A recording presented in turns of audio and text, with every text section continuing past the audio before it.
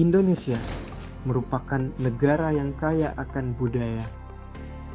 Dengan itu, hadirnya etnosport merupakan bentuk aktivitas budaya yang mengandung komponen olahraga di dalamnya.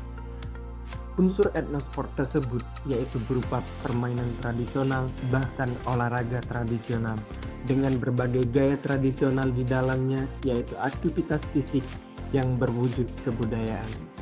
Salah satu tujuan hadirnya etnosport tersebut untuk meningkatkan kebudayaan yang ada di Indonesia melalui olahraga.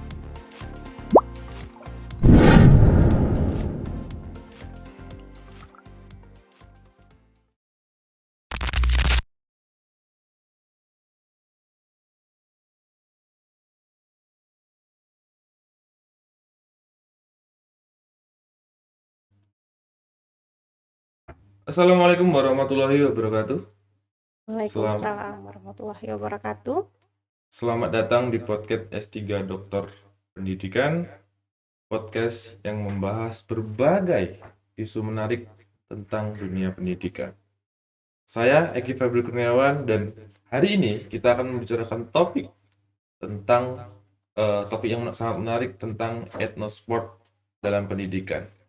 Kemudian bagaimana olahraga tradisional dan etnosport dapat diintegrasikan ke dalam pendidikan, serta bagaimana sih manfaatnya bagi generasi muda kita. Baik teman-teman, saya tidak sendirian untuk memahami atau mendalami tentang materi etnosport ini. Saya sudah bersama Ibu Destriani. Ibu Destriani ini adalah dosen sekaligus merangkap sebagai ketua program studi pendidikan jasmani dan kesehatan di Universitas Sriwijaya. Selamat datang Bu Ani. Ya, Pak Eki. Oke, senang sekali bisa ngobrol-ngobrol sama Bu Destriani ya. Bu, hari ini kita topiknya tuh etnosport ya. Menarik sekali. Ini topik yang menurut saya baru populer saat ini ya Bu ya. Kalau menurut Ibu sendiri apa sih Bu etnosport itu Bu? Oke, terima kasih Pak Eki atas kesempatannya. Berbahagia sekali saya bisa ke ruang ini, ke ruang yang sangat bermanfaat ini.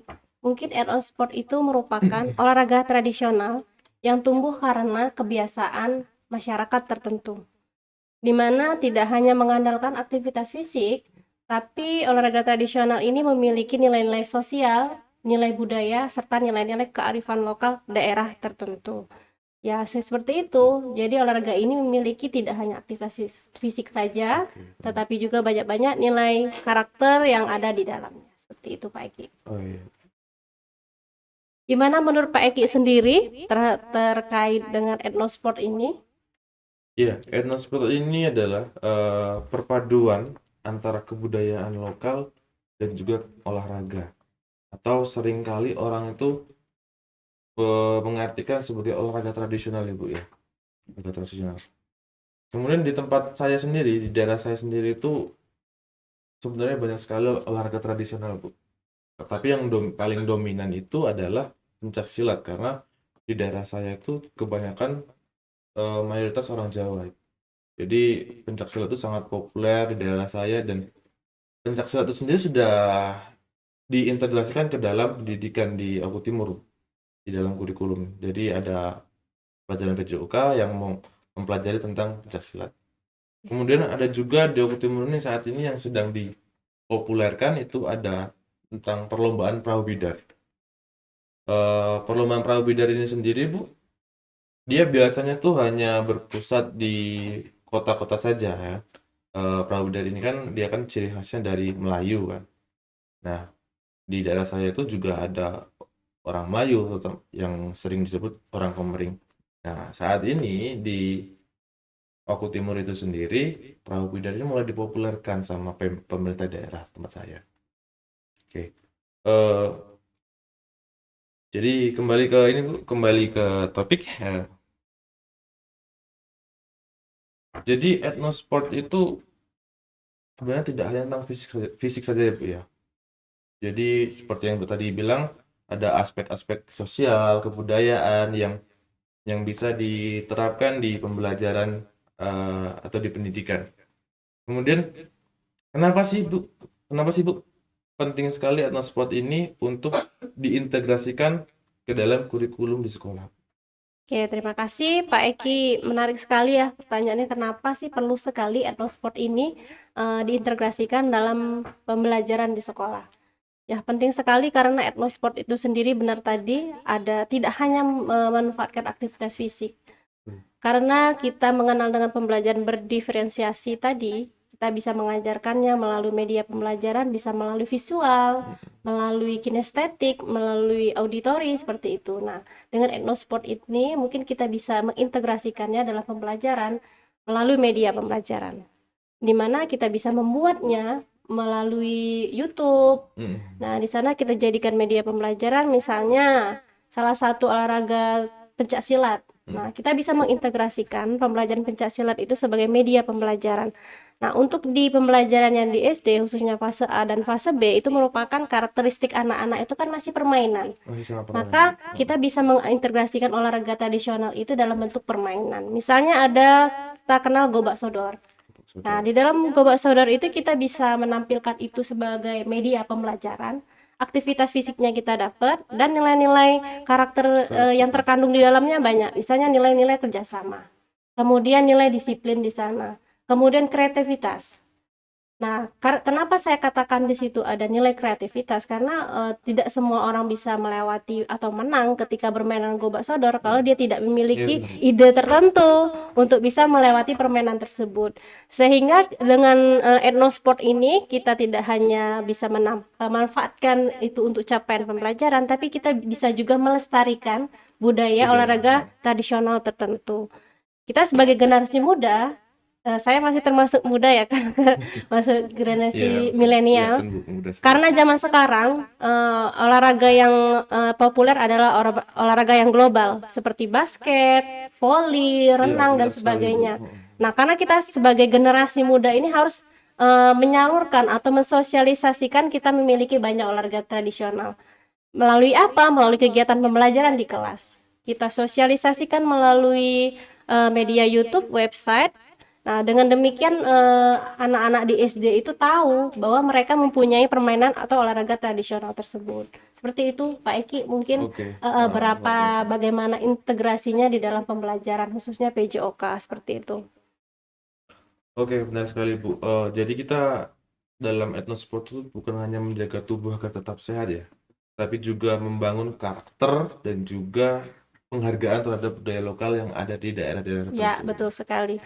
Di samping kita mempunyai pelajaran untuk aktivitas fisik, tapi kita juga memiliki penghargaan untuk kebudayaan Budaya lokal lokal tertentu. tertentu.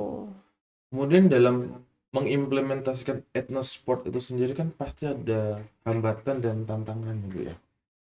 Menurut Ibu, bagaimana sih cara menghadapi hambatan dan tantangan itu sendiri? Terkhusus bagi seorang tenaga pendidik ya Bu, apalagi kan ini kan topiknya etnosport dalam pendidikan. Nah, seperti apa Bu? Oke. Pasti banyak tantangan terkait olahraga tradisional ini. Yang pertama, mungkin banyak yang belum mengenalkan olahraga tradisional tersebut. Yang pertama, belum banyak kita sebagai tenaga pendidik mengenalkan hal tersebut. Itu tantangan pertama. Yang kedua, mungkin belum banyak yang mengintegrasikannya ke dalam proses pembelajaran secara langsung. Misal media-media yang jelaskan saya tadi belum langsung diaplikasikan dalam pembelajaran. Padahal ini merupakan salah satu hal yang sangat baik seperti itu menurut saya. Jadi banyak memang tantangannya, apalagi generasi sekarang yang kita harus wadahi, mereka semua biasanya menggunakan teknologi. Jadi kita harus manfaatkan bagaimana olahraga tradisional itu bisa mengikuti perkembangan zaman sekarang dengan tidak melupakan nilai-nilai budaya kedaerahan tersebut. Oke Bu, kalau membahas tentang teknologi itu, menurut Ibu nih, teknologi seperti apa yang bisa dilakukan atau digunakan oleh tenaga pendidik di luar sana untuk apa ya namanya, melestarikan kebudayaan lokal atau etnosport itu sendiri Bu? Iya, kita Contohnya seperti apa ya Bu? banyak mungkin contohnya, kita tidak bisa lepas dari tenaga ini teknologi dan informatika. Mungkin kita bisa bekerja sama, mungkin kita bisa menuangkannya dalam bentuk ide, permainan, strategi dan sebagainya, dan kemudian kita mengintegrasikannya dengan membuat karikatur, animasi, sehingga pada saat 1 jam pertama pembelajaran itu kita mengisinya dengan tadi teknologi tadi, menampilkan beberapa sajian YouTube di website atau animasi gerak tadi, sehingga 2 jam selanjutnya di dalam pembelajaran itu mereka sudah langsung mengimplementasikan dalam gerakan. 1 jam teori dan 2 jam selanjutnya adalah langsung mengintegrasikan dalam praktik pembelajaran seperti itu, Oke. Pak. Kalau untuk saya sendiri Bu ya, kebetulan saya seorang guru di sekolah dasar Bu. Di situ pada tahap fase C, saya itu apa ya, menggunakan TikTok sebagai media. Jadi saya tuh meminta siswa untuk membuat suatu video pembelajaran atau video cara dia belajar pencak silat. Kemudian saya suruh siswa itu untuk mengedit ya melalui aplikasi-aplikasi yang sekarang lagi viral itu, Bu. Kemudian saya minta siswa itu untuk mengupload ke aplikasi TikTok, Bu. Nah, itu menurut Ibu tuh adalah salah satu cara untuk pengaplikasian teknologi dalam penerapan etnosport nggak sih, Bu? Ya, betul sekali.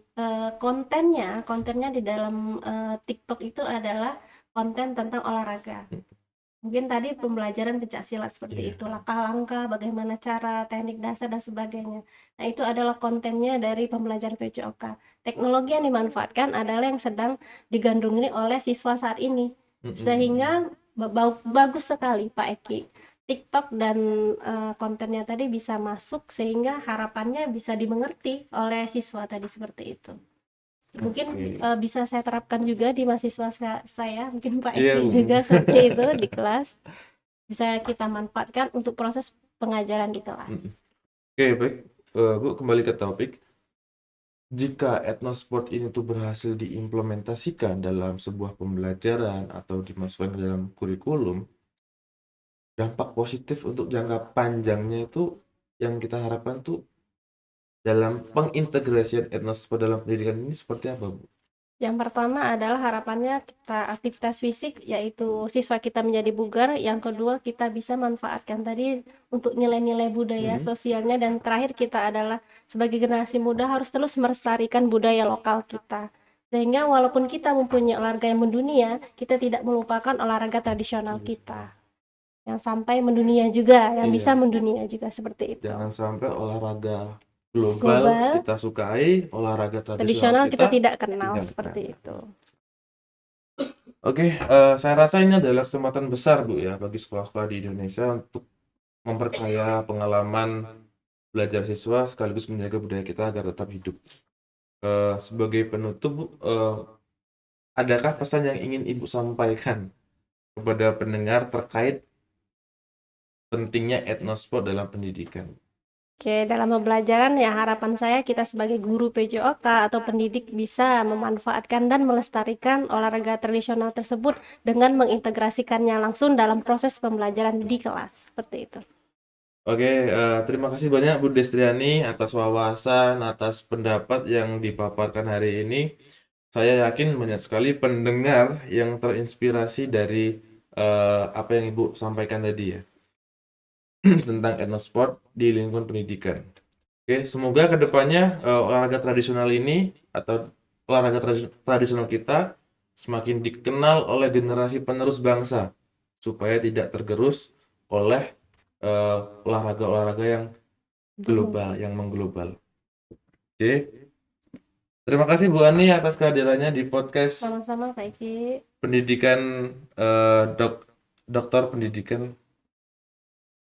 Kemudian, baiklah teman-teman pendengar, itulah pembicaraan kita hari ini tentang etnosport dalam pendidikan. Semoga kita bisa mengambil dan terinspirasi.